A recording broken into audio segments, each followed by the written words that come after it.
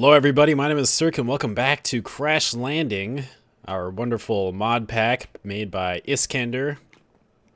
And last episode, we left off with this thing, this wonderful machine, and it was not working very well. It wasn't very efficient, and there's a few problems with that we're going to fix today. One of them, a commenter, commented saying that the most efficient design for a reactor is a 7x7x7, I believe is what they said. I'm pretty sure. I hope that's correct. Right now we have a 5x5x7, so we need to make it a little bit bigger, and we don't need to add any more fuel rods, but what we want to do is, instead of having Enderium in the middle, in between the fuel rods, I guess we want to have a different material. The commenter suggested graphite, but I've seen people say diamond a lot.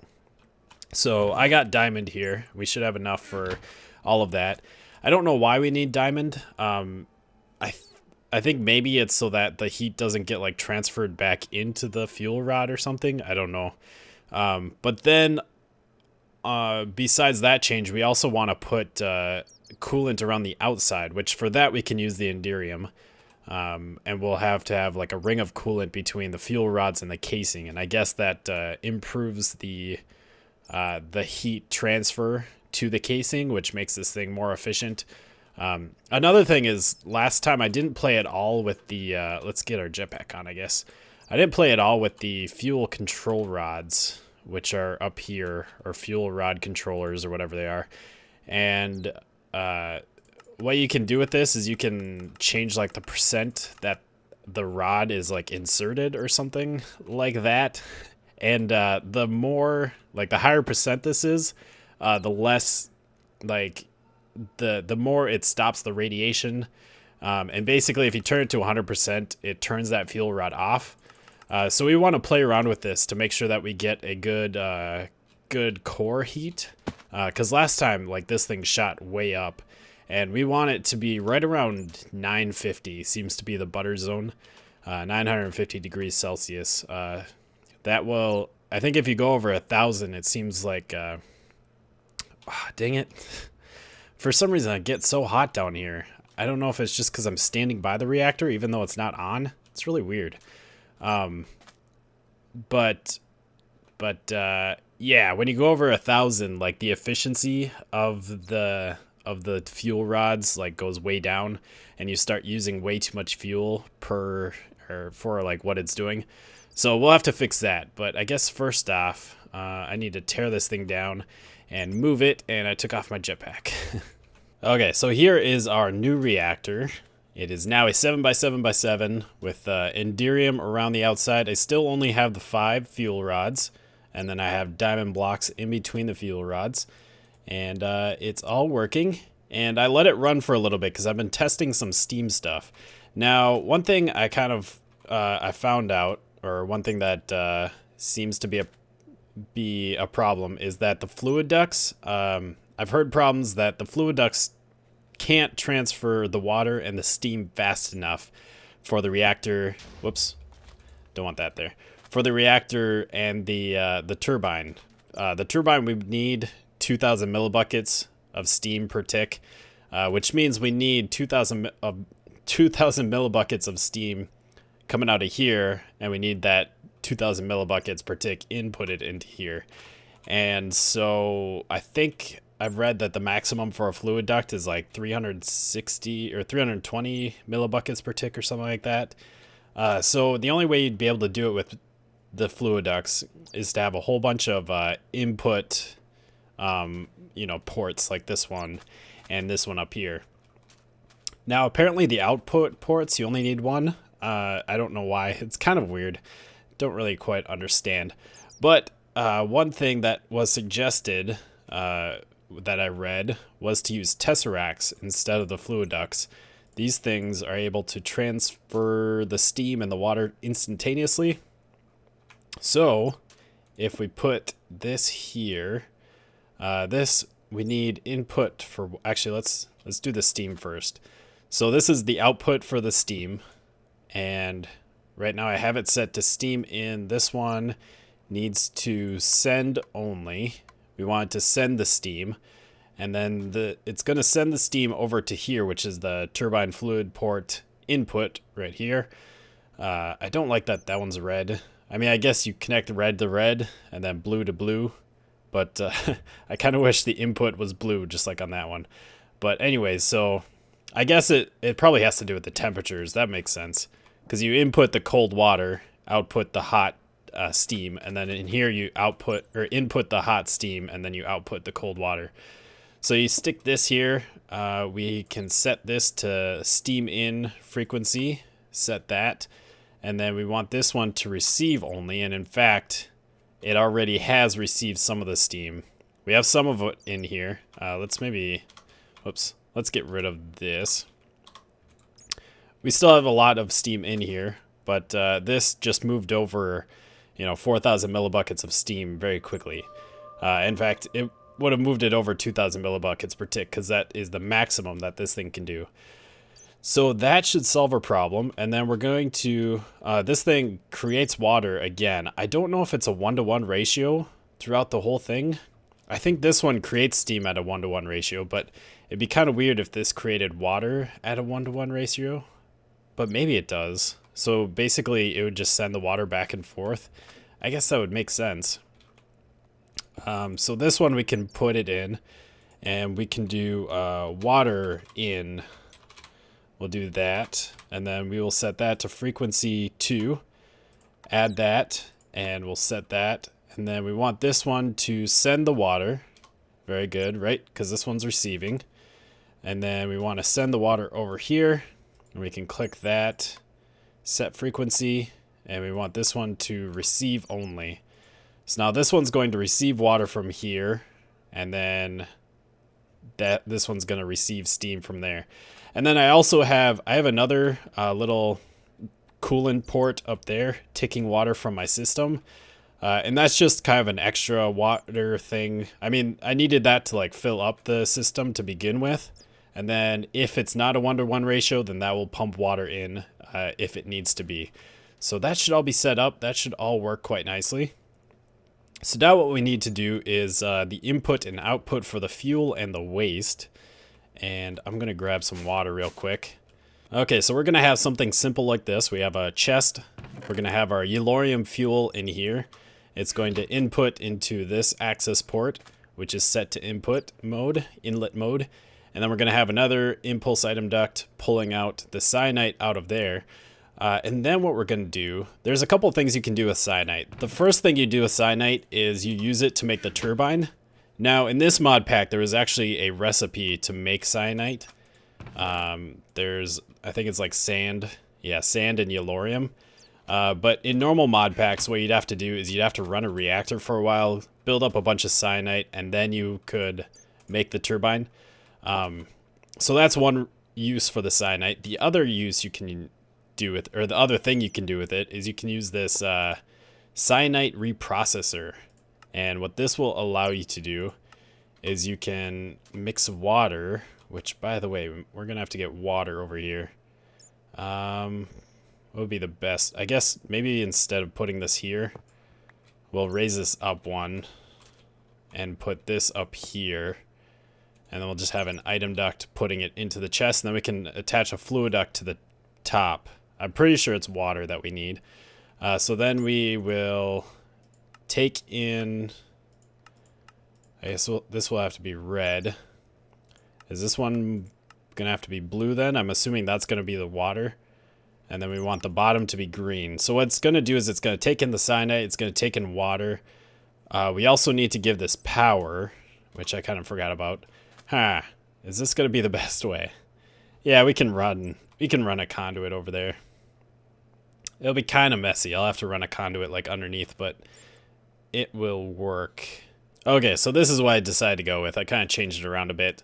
So we're going to have our fuel here, and that's going to output there. And we can stick a pneumatic servo on there, and then we're going to have output there and output there. And I have water coming in the back of this thing. So we just need to do that and fill it up. And then we're going to have the cyanite coming from the top. And then we want, what it's going to create is plutonium, I'm pretty sure. I hope that's in here. Plutonium, yes. Which I just kind of realized not too long ago that it's all based on colors. Very creative naming. Because you got the yellorium, which is yellow. You have the cyanite, which is cyan. And then you have plutonium, which is blue. But plutonium is basically just another fuel. I think it does just the same thing that that the yellorium does. It might be maybe a little less efficient, but I'm not sure. But it'll be a nice way to recycle our cyanite and still be able to kind of use it in our system. So I think we have everything set up. I'm gonna need pneumatic servo on here.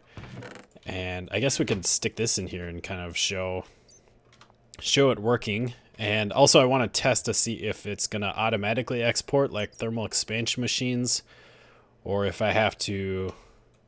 Okay, it does automatically export. Nice. So I don't need a pneumatic servo on there. I just need one on here. And we can enable that. Ignored. That's going to start putting fuel in here. And it put the plutonium in there. So our core fuel status is super high. So now all we have to do really is start this thing up. And actually, first off, let's go start this thing so that starts using the steam. That steam did not go very far. And now all of this steam is gone. So if we activate this, the core temperature is going to rise. It's going up way too high. So I have a little pathway going over to here. What we want to do, let's put these all at 50%. Actually, it does say the fuel heat on there too. I don't know how far we have to do this, and I don't know if it like changes the temperature right away or if we have to wait for the temperature to go back down. It's still rising, or that's a casing heat. What about the core heat? Core heat is still rising, way too high. So we're gonna have to have this go way down then, aren't we? Control rod, let's do 90%. That's like almost off. But we need to make sure that this doesn't heat up too much. Okay, so now the temperature is lowering. And I guess we just need to see where it kind of stabilizes off at. Something does not seem right here. Does not seem right at all. So I was playing around with it and letting the temperature go down. And I basically turned all of them off except for one. Temperature went down to like 1300 C, which is still too high. Even with all of them off, like all these fuel control rods were off, except for one, which was at 90%. So I really don't know like what's going on with the temperature, like why it's getting so hot. I just turned them, like I turned them all to 90% and the temperature rises really quickly to like 2500 C. So I don't know. I don't know why it's doing that. And I don't know why it's getting so hot. And I don't know. I'm pretty sure that that's bad. I'm pretty sure that that's too hot. But it's like, why is it getting so hot from such a small amount of radiation? Like, that just seems strange. Very strange. So one thing I could maybe do to fix this is we have some controller ports. There's like redstone controller ports. There's computer craft controller ports. We also have a RedNet controller port, which might be very useful. And what we can do is we could hook up a RedNet system with an input, or we could have like the reactor output the fuel temp, and then we could relate that to the change control rod insertion. We could try doing something with that, which means I'm going to have to wait for this to turn off, and then I'll have to put that in. Another problem that we're having is that we're out of water. I guess it's not it's not sending the water back and forth, at least at a 1-to-1 ratio. In fact, it seems to be using up water quite a bit, and our water is gone. So I thought about this before, and the other day actually I was crafting these things. These things are ridiculously expensive. Let Let's grab them both, I guess. Give me them, thank you. They require a fluid storage cluster, which is 3 fluid storage blocks, which means that'd be 9 fluid storage segments, which is 27 fluid storage cells. And each one of those takes an ME advanced processor, which is one PRC LX300 logic expansion card, which is a PRC LX100 plus 2 other printed circuit boards, and it's tons of flux, the flux induced, what is it called? The fluxed electrum and the fluxed electrum blend. It's tons of that stuff, and I had this automatically crafting it. I had it programmed in there, and it took like an hour at least to craft it, and I had to run around and make a bunch of the fluxed electrum, and I had to make a bunch of printed circuit boards, and also I had like my induction smelters running constantly, and my fluid transposer and my magma crucible running, and it was draining all of my power. Like I had enough power stored up, but I couldn't transfer it from my storage cells to the machines fast enough.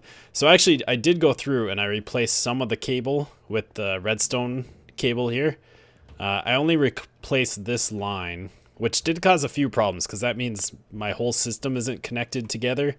And so my charcoal power here, which is probably my best power so far, even still, is powering my machines and my ME system, but everything else is run off of my solar power and my mob power, and these weren't really transferring power fast enough. So I was actually having some trouble over here with my keeping my pressure up and keeping this thing running. So I had to actually like take resonant energy cells from some of my power rooms and put them in there so that I could get the power fast enough.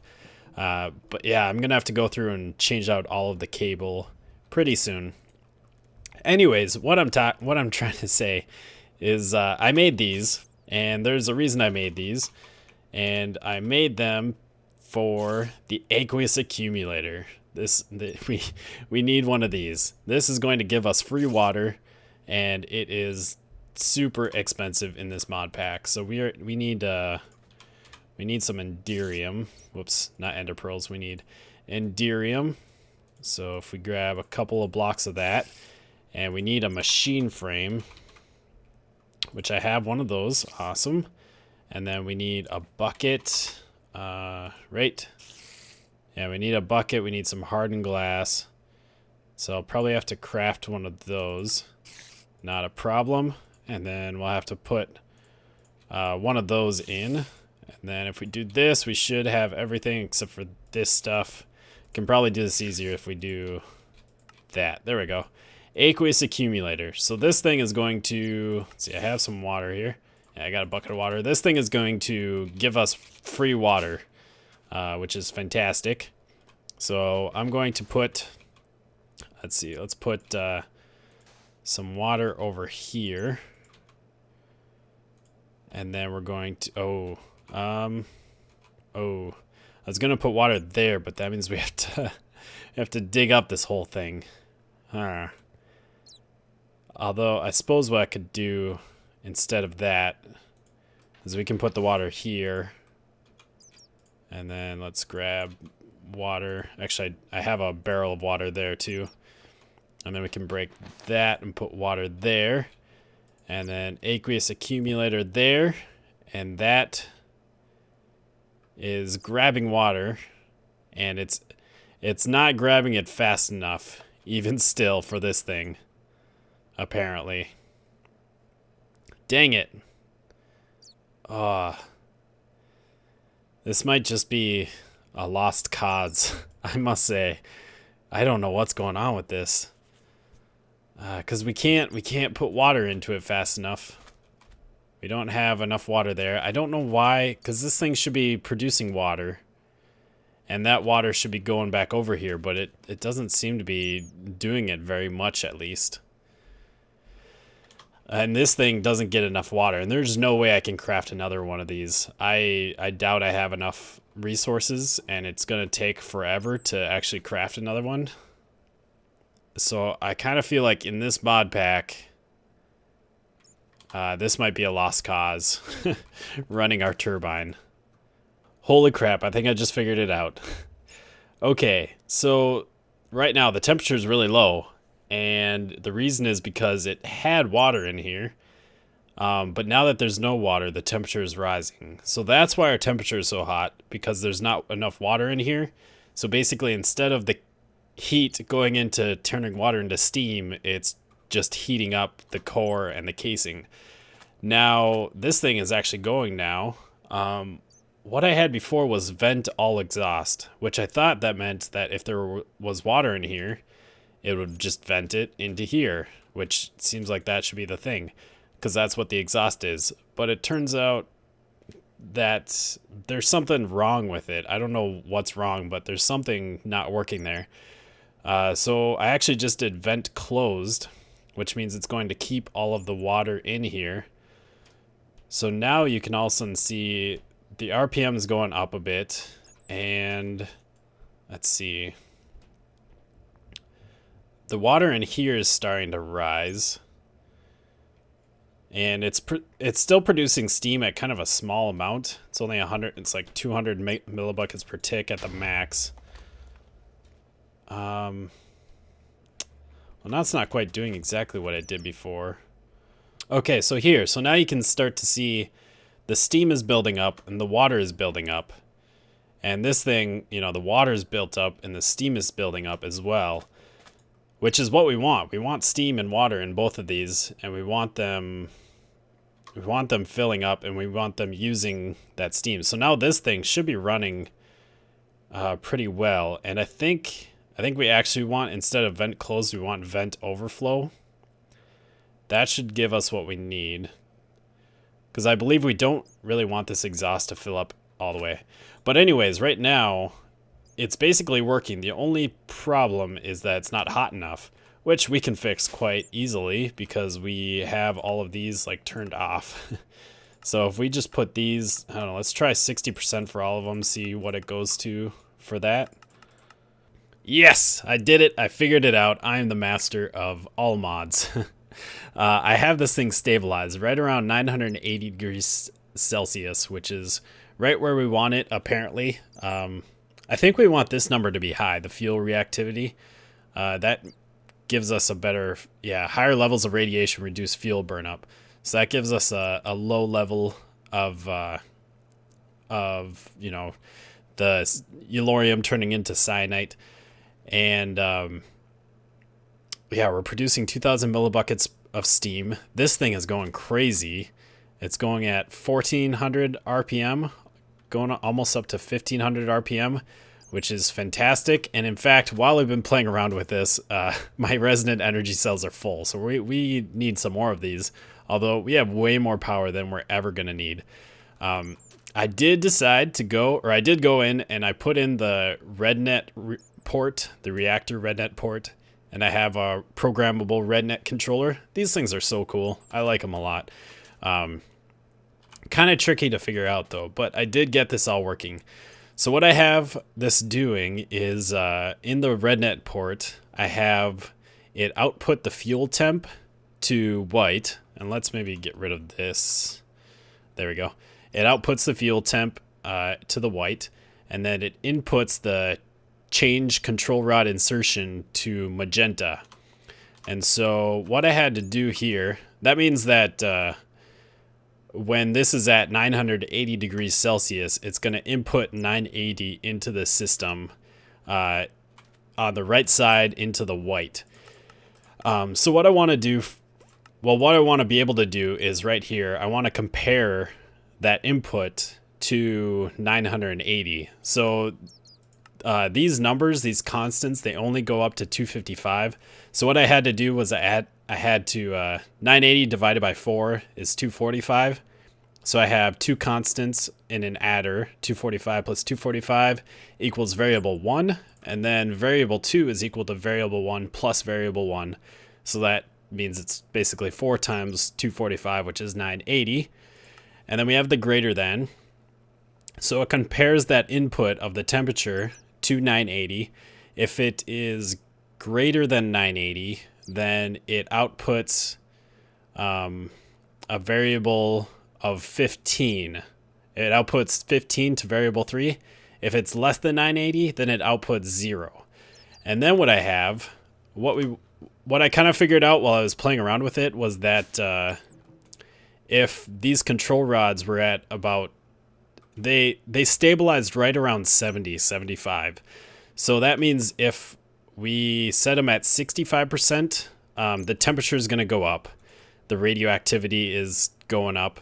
And if we set them to 80, then the temperature goes down. So what I have here, since our variable 3 is going to be equal to either 0 or 15, I just added variable 3 to 65 and output that to our fuel control rod.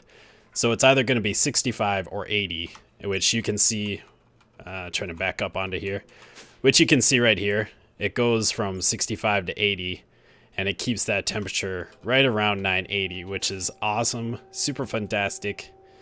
And yeah, I'm excited. I was really losing hope on this thing and like not seeing how it would work, but now it has all come together.